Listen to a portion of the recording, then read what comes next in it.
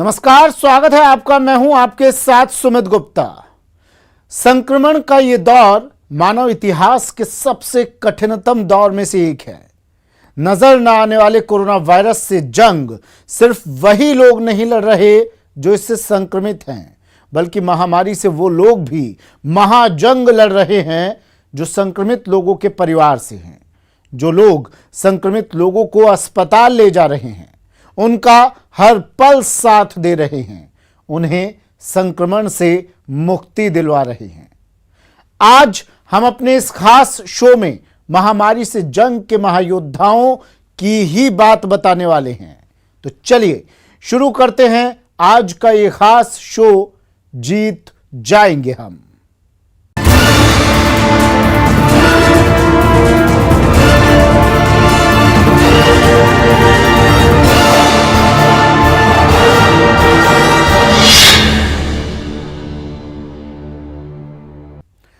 आजकल आसपास जब भी कोई खांसता है या छींकता है तो दिल दहशत से भर जाता है।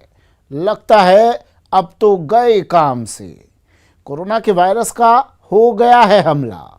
ऐसे दौर में बात उन लोगों की जो महामारी के खतरे से पल पल लड़ रहे हैं, कोरोना संक्रमितों की जिंदगी बचाने के लिए जद्दोजहद कर रहे हैं। आइए दिखाते हैं कोरोना संक्रमित मरीजों के साथ रहकर उनकी जिंदगी के लिए लड़ने वाले महायोद्धाओं की कहानी।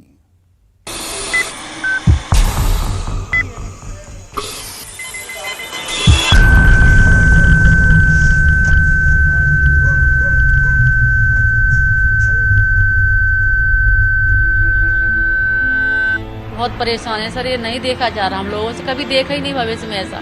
कई मरीज ऐसे होते हैं जो सुनते भी नहीं हैं। जब किट पहनते हैं 2-2 3-3 घंटे किट पहने रहते हैं तो उसमें बहुत दिक्कतें तो होती हैं।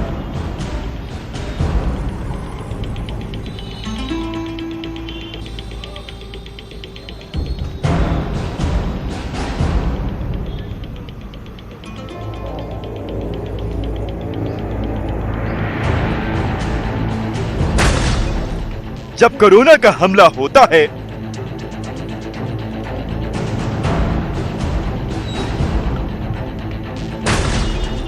तब कोरोना योद्धा उनसे भिड़ते हैं।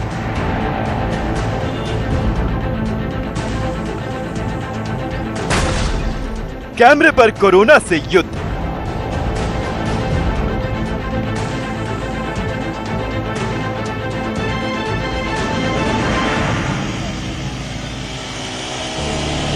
वर्कर होने की वजह से न्यूज 18 की टीम को भी फ्रंट लाइन पर रहकर देश और दुनिया तक हर खबर पहुंचाने की जिम्मेदारी है। कोरोना महामारी के दौरान में ये जिम्मेदारी और बढ़ जाती है, लेकिन जिम्मेदारियों के साथ साथ खतरा भी बहुत बढ़ चुका है। कोरोना से जुड़ी तमाम खबरें आप दिन रात देखते हैं, लेकिन आज न्यूज 18 आपको सबसे बड़ी जंग लड़ रहे फ्रंटलाइन वर्कर यानी कि हेल्थ सिस्टम से जुड़े लोगों का कोरोना युद्ध दिखाएगा।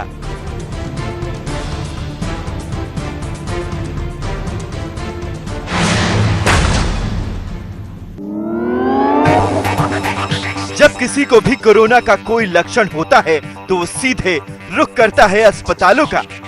यूपी के नोएडा सेक्टर 30 में जिला अस्पताल में आज का दिन रात गहमा गहमी रहती है।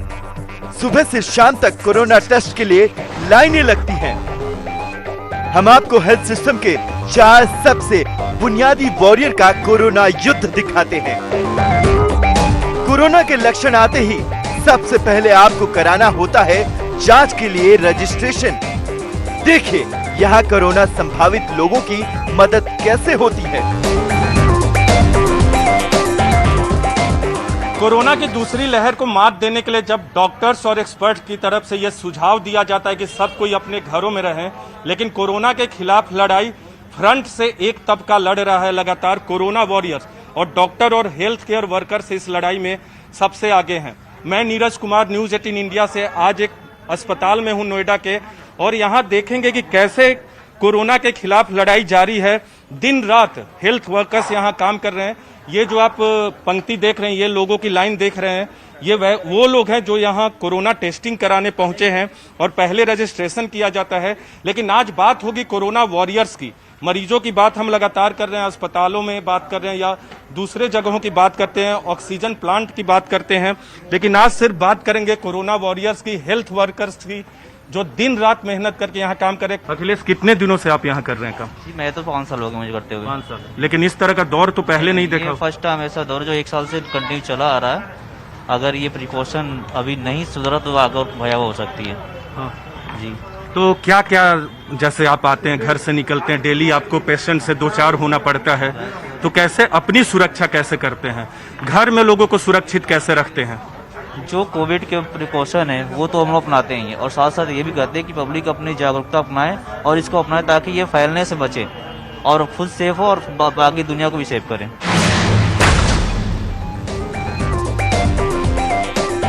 कोरोना के लक्षण आने पर हेल्थ सिस्टम की सबसे पहली कतार में खड़े लोग इस खतरे का सबसे पहला सामना करते हैं।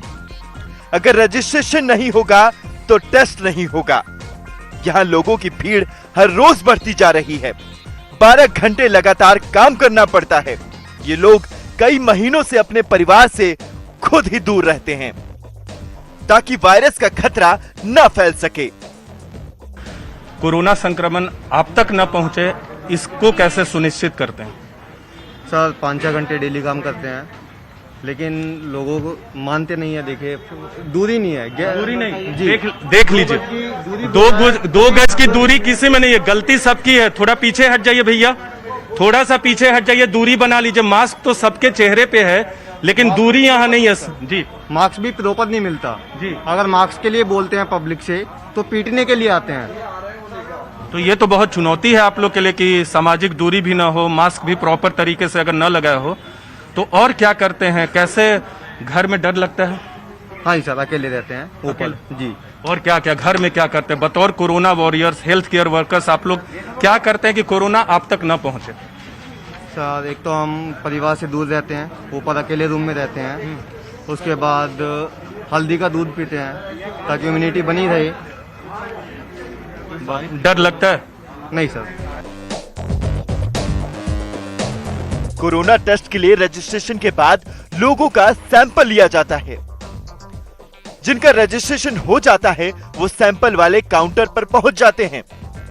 यहां भी हर सैंपल लेने के दौरान कोरोना का खतरा बहुत ज्यादा रहता है, क्योंकि नाक और गले से स्लैब लेते समय मरीज के शरीर में अलग अलग कोरोना वायरस हुआ तो उससे सबसे पहला खतरा सैंपल लेने वाले को ही रहता है। नीरज, कैसे अपने आप को सुरक्षित रखते और कैसे पहले ये सैंपल आप लोग कैसे कलेक्ट करते हैं ये बताइए। सैंपल हम सैंपल के 2 स्वैब होती हैं, एक नोजोफ्रेंजल होती है, एक ओजोफ्रेंजल होती है। जो ओजोफ्रेंजल होती है हमें मुंह में डालनी होती है और जो नोजोफ्रेंजल होती है हमें नोज में डालनी होती है। उन दोनों को हम सैंपल लेते हैं। सैंपल लेके हम अपनी ये क्या नाम है कोरोना टेस्टिंग की VTM वाइल होती है। ये तो हो गया, आप लीजिए कैसे लेते हैं, इनका ले लिया आपने? हाँ जी ठीक है। तो ये बताइए कि इसमें बहुत सारे जो सैंपल लेते हैं उसमें बहुत लोग पॉजिटिव भी आते हैं, निगेटिव भी बहुत आते हैं, इसलिए हम तो कैसे ये सुरक्षा? ग्लव्स के 2 पेयर यूज करते हैं। क्या नाम है कुछ थोड़ी देर में ग्लव्स को हम चेंज भी करते रहते हैं। तो अपनी सुरक्षा बाकी कैसे करते हैं? यहाँ से आप जाते हैं घर में, आपके लिए कितना मुश्किल होता है? भैया हम गर्म पानी से नहाना, हमें जाते ही जाते ही हम सैनिटाइजिंग करते हैं अपने आप को, फिर सैनिटाइजर डाल के गर्म पानी से ही नहाना होता है हमें। न्यूज 18 ने कोरोना से लड़ने के लिए पहली कतार में खड़े हेल्थ वर्कर्स के कामकाज को लेकर लोगों से बातचीत की। हालांकि आजकल अस्पतालों में भीड़ ज्यादा है, लेकिन काम के दबाव के बावजूद हेल्थ वर्कर अपनी जिम्मेदारियां निभा रहे हैं। कैसा ये लोग काम कर रहे हैं, हेल्थ केयर वर्कर्स हैं जो इस दौर में, महामारी के दौर में? काम तो आप देख ही रहे हैं, जैसे वहाँ पे लाइन लगी है और वहाँ पर सुबह से ही बैठे हुए हैं। हालांकि मैं भी सुबह से आया हूँ 8 बजे से, लेकिन 8 बजे से लेकर कंटिन्यूअसली वो लोग लगे हुए हैं जो भी हेल्थ केयर वर्कर्स हैं। हालांकि पूरा सिस्टम जो है हेल्थ केयर वर्कर्स के बेसिस पे ही चल रहा है, क्योंकि अगर ये सपोर्ट नहीं करेंगे तो बेसिकली हम जैसे पेशेंट कहाँ पे जाएंगे। तो ऑब्वियसली काम तो कर रहे हैं और सही है, और मुझे लगता है कि लेकिन फिर भी दबाव है अस्पतालों पे हेल्थ केयर वर्कर्स पे। होगा क्योंकि अभी आप देख रहे हैं कि कोरोना का केसेस कितना ज़्यादा बढ़ रहा है। तो जिस तरह से काउंट बढ़ेंगे उस तरह से पेशेंट बढ़ रहे हैं, पेशेंट बढ़ने के कारण दबाव तो होता ही है सर। इस बार कोरोना का कहर बहुत ज्यादा है। मरीजों और मरने वालों के आंकड़े बहुत तेजी से बढ़ रहे हैं। इसलिए इस बार कई कोरोना मरीजों को एम्बुलेंस में घर से अस्पताल या एक हॉस्पिटल से दूसरे हॉस्पिटल में शिफ्ट करने की जरूरत पड़ रही है। न्यूज़ 18 ने हेल्थ सिस्टम से जुड़ी इस इमरजेंसी सेवा में दिन रात मरीज लाने ले जाने वालों से बातचीत की। तो आप लोग जान हथेली पे रख के ये काम दिन भर करते हैं, कैसे करते हैं? आपको कोविड पेशेंट को शिफ्ट भी करना होता होगा, आप जिनकी डेथ होती है उनको भी श्मशान घाट लेके जाते हैं, तो कैसे काम करते हैं आप लोग? सर हम अभी तो नहीं हैं, लेकिन हम जब जाते हैं शिफ्ट करते हैं तो सारा अपना किट पहन के पूरा किट वेट पूरा फुल सेफ्टी के अनुसार अपना काम करते हैं। ऐसे वक्त में जब लगातार लोगों की डेथ हो रही है, मरीजों की संख्या बढ़ रही है, श्मशान घाट में आप जाते ही हैं, क्या आपको दर्द देता है ऐसे वक्त? होता है, लेकिन क्या करें। क्या होता है? अब परेशानियां होती हैं, बहुत सारा है, दिक्कत है। जब किट पहनते हैं 2-2 3-3 घंटे किट पहने रहते हैं तो उसमें बहुत दिक्कतें तो होती हैं। कोरोना योद्धा बनकर ये लोग भी मरीजों के लिए सुबह से रात तक काम करते हैं। इस जिम्मेदारी ने फिलहाल इन लोगों को अपने घरों से दूर कर दिया है। फिर भी इन्हें हौसला है कि देश कोरोना की जंग में जल्द जीतेगा। आपको लगता है कि इस लड़ाई में जीत होगी? आप लोग की हेल्थ केयर वर्कर्स की, कोरोना वॉरियर्स की, देश की जीत लगता है जीत होगी सर। कोई भी मरीज जब हॉस्पिटल आता है तो सबसे पहले ओपीडी में मौजूद डॉक्टर्स उसे देखते हैं। मरीजों की मेडिकल जांच के बाद उन्हें दवा देते हैं। ओपीडी में हर रोज सैकड़ों लोग दवा लेने आते हैं। यहाँ मरीजों की भीड़ के बीच उनकी तकलीफों को सुनना और दवा देने का काम करने वाले डॉक्टर हाई रिस्क जोन में काम करते हैं। अपने आप को कैसे सुरक्षित रखते हैं? क्योंकि जो मरीज आते हैं उसमें कोई कोरोना पॉजिटिव भी हो सकता है, गंभीर मरीज भी हो सकता है, निगेटिव भी हो सकता है। तो अपनी सुरक्षा को यहाँ अस्पताल से लेकर घर तक कैसे सुरक्षित करते हो? और जिस तरह से आंकड़े बढ़ रहे हैं उससे आप लोग को भी डर लगता होगा। सीधे तौर पे आप लोग को 2-4 होना पड़ता है, मरीजों से बात करनी होती है। देखिए डर तो लगता ही है, बट हम यहाँ से निकलते हैं घर तो हम लोग बात करते हैं अपने आप, पूरे कपड़े जा करके पहले हाथ सैनिटाइज करके फिर कपड़े उतारते हैं, फिर नहाते हैं। वो बेसिकली सभी लोग कर रहे हैं। और यहाँ भी हम लोग कर रहे हैं, अलग अलग बैठे हैं, कोई पास में नहीं बैठे। एंड हम लोग सारे प्रिकॉशंस ले रहे हैं, ग्लव्स भी लेते हैं। फ्रंटलाइन वर्कर होने की वजह से मेडिकल स्टाफ को वैक्सीन तो लग चुकी है, लेकिन कोरोना का खतरा अब भी है। डबल मास्क और पीपी किट समेत तमाम तरह की सावधानियां रखनी पड़ती है। इसके अलावा मरीजों की भारी भीड़ को संभालना भी चुनौती भरा काम है। और कितना मुश्किल हो रहा है, कितनी बड़ी चुनौती है। पेशेंट का जो दबाव है, प्रेशर है, वो बहुत ज्यादा है। वो हम लोगों के ऊपर तो सबसे ज़्यादा है ही, क्योंकि कई मरीज ऐसे होते हैं जो सुनते भी नहीं हैं। मास्क भी लगाएंगे तो वो नाक के नीचे उनका मास्क रहता है, तो हम लोगों को बार बार उनको बताते रहना पड़ता है कि अपना मास्क ऊपर कर लीजिए। दूसरा, आप देख ही रहे होंगे कि हम लोग ने शील्ड भी लगाया हुआ है, अपने बालों को भी कवर करा हुआ है, सब चीज़ हम पूरा प्रिकॉशन ले रहे हैं, डबल मास्क लगाया हुआ है। और बाकी हम अपनी तरफ से जो पेशेंट को समझा सकते हैं वो समझाते ही हैं। और जो भी पेशेंट यहाँ आ रहे हैं जिनको नहीं पता है कि ओपीडी बंद हो गई है, उनको ट्रीट कर ही रहे हैं। कोरोना के खतरे से बचने और सबको बचाने के लिए सैनिटाइजेशन का काम बेहद जरूरी है। कोरोना को दूर रखने के लिए ये सबसे अहम कवच है। इसलिए हेल्थ सिस्टम के तहत दिन रात अस्पतालों में सैनिटाइजेशन का काम करने वाले भी कोरोना योद्धा हैं। ये लोग सुबह से शाम तक अस्पताल के हर हिस्से को सैनिटाइजेशन करने का काम करते हैं, ताकि कोरोना के खतरे को कम किया जा सके।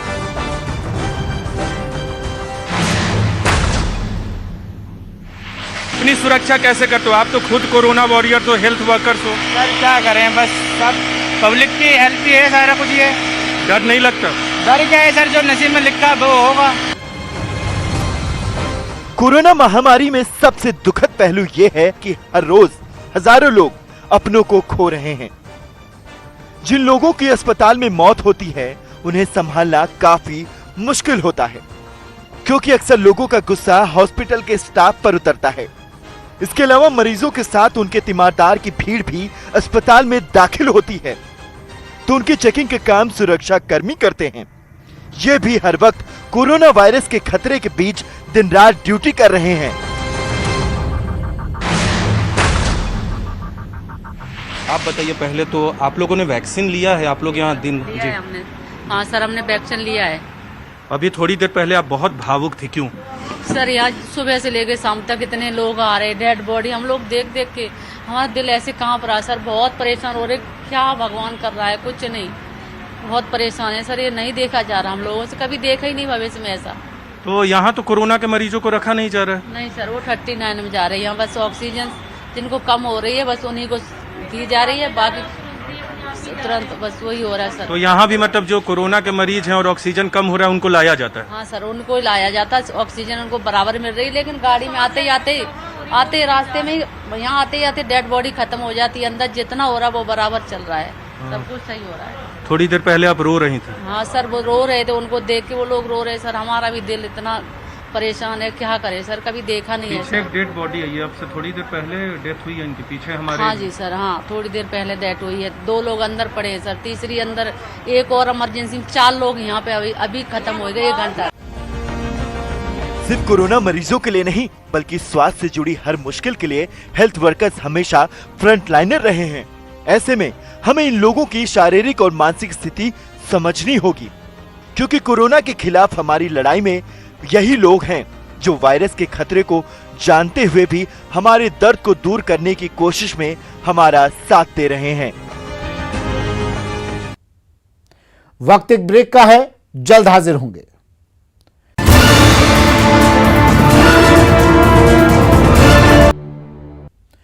कोरोना के संकट काल में जहां कुछ लोग मुनाफा कमाने के लिए अपने ईमान का सौदा कर रहे हैं, जबकि कुछ लोग मनमानी कर कोरोना फैला रहे हैं, लेकिन कुछ लोग ऐसे भी हैं जो देवदूत बनकर लोगों की जिंदगियां बचा रहे हैं। संक्रमण काल के ये सुपर हीरो बिना किसी लालच के लोगों की जान बचा रहे हैं। आइए दिखाते हैं ऐसे ही सुपर हीरोज की कहानी।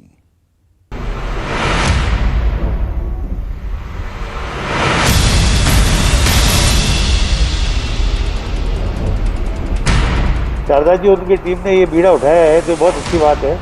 हॉस्पिटल के भरोसे कितने दिन चलेंगे? हम यही चाहते हैं सेकंड लहर आई है, पेशेंट परेशान ना हो और सभी सुविधा उनको मिले। तो यहाँ पे कोई ले जाने वाला नहीं था, उनके घर में एक बेटी थी, तो हमने उनका भी सहयोग करके उनकी बॉडी भी MBS तक पहुँचाई। हमारी उम्मीद सामाजिक संस्था ने जरूरतमंद परिवारों को राशन वितरित किया है और आगे भी करते रहेंगे। हमने अपनी इंडस्ट्रीज में जो ऑक्सीजन कन्वर्जन करते हैं, जो स्टोरेज करते हैं, उनसे बात करके 10,000 लीटर आज जिला गुड़गांव को देने का उनको वादा किया।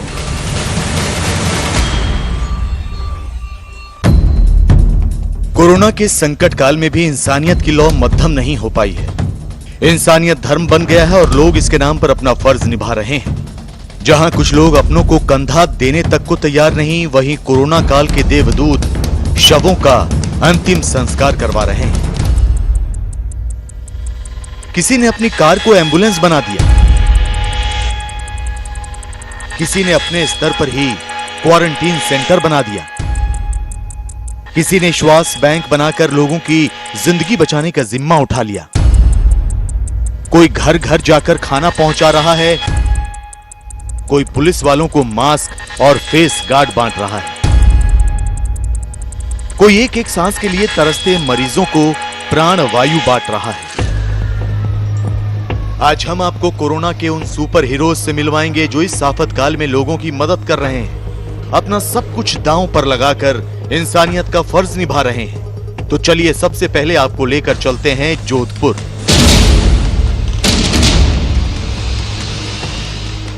राजस्थान के जोधपुर में कोरोना विकराल रूप धारण कर चुका है।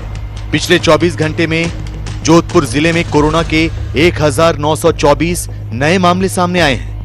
लेकिन मुसीबत के वक्त कुछ मौका परस्त एम्बुलेंस चालक कोरोना पीड़ितों को अस्पताल पहुंचाने और शवों को शमशान घाट तक पहुंचाने के लिए मुंह मांगी रकम मांग रहे हैं। मंडोर इलाके के आदित्य सिंह ने लोगों की इस पीड़ा को समझा और अपनी लाखों की कीमत की 2 कारों को मानवता की सेवा के लिए लगा दिया।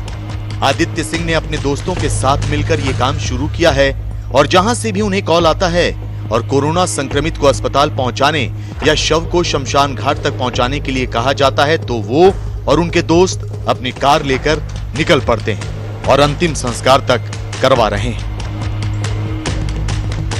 अंतिम संस्कार में हम लोग भागीदारी निभा रहे हैं। जिस परिवार में जैसे कोई होता है, जैसे कोई किराएदार होता है, जैसे हमारे परसों यहाँ पे नजदीक में सुतार फैमिली थी, तो किराएदार थे, उनके यहाँ पे कोई ले जाने वाला नहीं था। उनके घर में एक बेटी थी, तो हमने उनका भी सहयोग करके उनकी बॉडी भी MDS तक पहुंचाई थी। वहीं दूसरी तरफ जोधपुर की समाज सेविका शारदा चौधरी ने संकट की इस घड़ी में मानवता की सेवा करने का बीड़ा उठाया और जोधपुर के जय नारायण व्यास विश्वविद्यालय के पुराने परिसर में 200 बेड लगाकर क्वारंटीन सेंटर तैयार कर दिया। यहां आने वाले मरीजों को 24 घंटे के लिए चाय, खाने और नाश्ते की व्यवस्था अपने स्तर पर शुरू कर दी।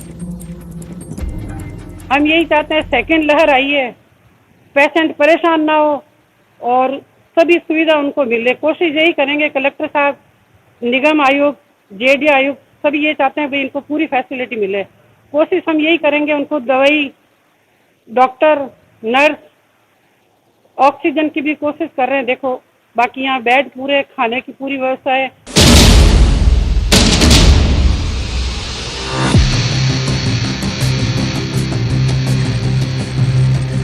अस्पताल से लेकर घरों में मौजूद गंभीर मरीज ऑक्सीजन के लिए तरस रहे हैं, लेकिन कोरोना से जूझते लोगों से सांसों के सौदागर ऑक्सीजन के लिए मुंह मांगी रकम वसूल रहे हैं। काला बाजारियों ने इस आफत को अवसर मान लिया है। सरकारें पूरा जोर लगा रही हैं ताकि जरूरतमंदों तक ऑक्सीजन पहुंच सके और काला बाजारी पर लगाम लगाई जा सके, लेकिन फिर भी समाज का साथ जरूरी है। लिहाजा मुंबई में सिख समुदाय के लोगों ने मुहिम शुरू की और लोगों तक ऑक्सीजन बांटने का बीड़ा उठाया। इस समूह ने एक कॉल सेंटर बनाया जिस पर फोन आते ही एक टीम ऑक्सीजन सिलेंडर के साथ रवाना हो जाती है। यही नहीं, लोग चाहें तो इनके पास आकर भी छोटे बड़े ऑक्सीजन सिलेंडर ले जा सकते हैं। मैं शुरुआत तो 10 सिलेंडर से की थी, मैं देखा कि अगले दिन बहुत सारा डिमांड आ रहा है, कॉल्स आ रहे हैं, तो हमने एक मैसेज वायरल किया कि यहाँ पे आपको 24 hours free of cost gas cylinders मिल रहे हैं। तो वो वायरल ऐसा हुआ कि हमें स्कैरसिटी चालू किया। फिर हम लोगों ने थोड़ा सा हेल्पिंग हैंड लेके, तो अब हमारे पास अभी ऑलमोस्ट 60 to 70 सिलेंडर्स हैं और ऑलमोस्ट हमारे पास सरप्लस स्टॉक है जो हम पब्लिक की सेवा में लगाए हुए हैं। मुझे मेरे सिस्टर के लिए चाहिए था सिलेंडर, बाहर कहीं भी अवेलेबल नहीं हो रहा था, तो मेरे एक फ्रेंड ने मुझे इनका नंबर दिया, सिख कम्युनिटी का। तब मैंने उन्हें जैसे ही कॉल किया, उन्होंने बोला कि बस आप आ जाइए, रिपोर्ट वगैरह लेके, डॉक्टर का प्रिस्क्रिप्शन लेके, और हम आपको प्रोवाइड कर देंगे।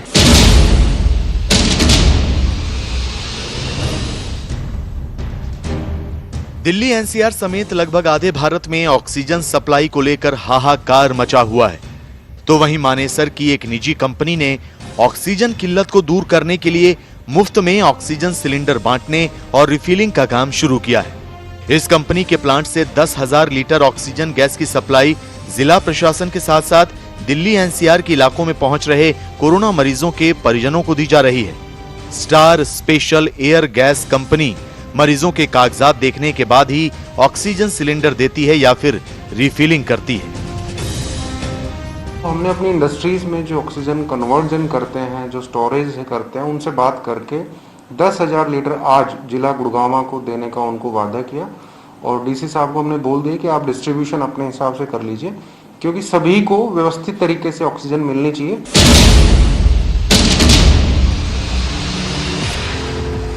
ये हैं जम्मू के रहने वाले सोमनाथ डबगोत्रा।